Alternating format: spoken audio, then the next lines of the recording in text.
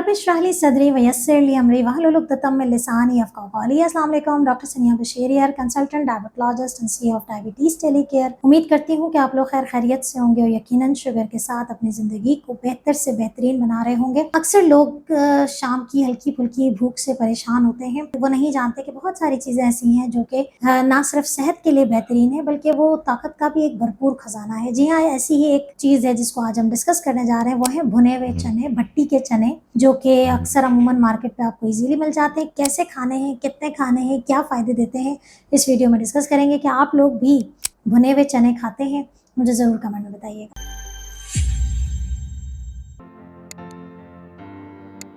जो भट्टी के चने हैं, जो कि अमूमन काले पीले छिलके वाले होते हैं और उसमें आप या तो छिलके समेत भी खा सकते हैं, वैसे भी खा सकते हैं, उसका छिलका रिमूव कर दें और वो पीले जो चने हैं वो आप आराम से इस्तेमाल कर सकते हैं। मज़े की बात ये है कि मैं आपको बताऊँ कि ये बेसिकली जो भट्टी वाले चने होते हैं, जो भुने हुए चने होते हैं, ये काले चने को बेसिकली सुखाते हैं और फिर उसको सुखाते हैं, फिर वो पील ऑफ हो जाता है और उसके अंदर से ये चना निकलता है। तो हमने अपने पिछली वीडियो में डिस्कस किया था काले चने के फ़ायदे। तो बेसिकली ये जो भट्टी के चने हैं, ये काले चने से ही बेसिकली बनाए जाते हैं। तो यकीनन फाइबर भी ज़्यादा है, ग्लाइसेमिक इंडेक्स भी इसका कम है, शुगर की बढ़ाने की सलाहियत कम है। ये थोड़ा-सा खाना एज़ अ इवनिंग स्नैक आपके लिए क्या काम करता है कि जो बार-बार जो चटर-पटर की भूख लग रही होती है, ख़ास तौर पे जो छोटे बच्चे हैं, उनको आप ये थोड़े से चने दे देंगे तो ये बार-बार की जो भूख है वो नहीं लगेगी और इसके अंदर प्रोटीन का एक तहाशा उसके अंदर प्रोटीन मौजूद है। इसके अंदर चूँकि कैलोरीज़ हैं, मौजूद होती हैं, ऐसा नहीं है, लेकिन अगर आप लिमिट्स के अंदर खाते हैं तो फिर ये आपके वज़न को बढ़ाते नहीं हैं।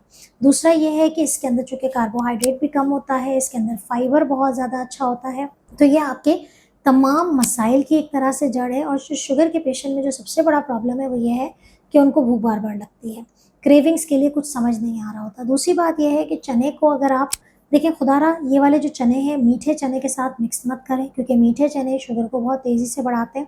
आप क्या करा करें, ख़ास तौर पे वो लोग जो कि वर्किंग हैं, जो 9 टू 5 जॉब पे होते हैं, या वो लोग जो कि अपने बिज़नेस को रन कर रहे होते हैं, सुबह नाश्ता करते हैं, देन रात को घर आके खाना खाते हैं, तो वो अपने ऑफ़िस में इस तरह के जार सेट कर लें कि आपके पास ये वाले चने लाज़मी मौजूद होने चाहिए, क्योंकि इसको खाना भी आसान, इसको कैरी करना भी आसान।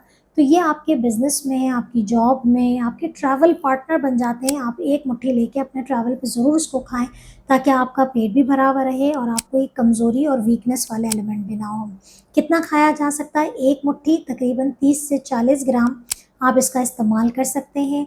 वो लोग जिनको यूरिक एसिड का प्रॉब्लम रहता है, मैंने बारहा बताया है कि यूरिक एसिड वाले पेशेंट्स को चाहे काले चने हों, चाहे दालें हों, चाहे ये भट्टी वाले चने हों, देखिए, हम बिल्कुल ये नहीं कहते कि बंद कर दें और हम ये भी नहीं कहते कि आप बेतहाशा क्वांटिटी में खा लें।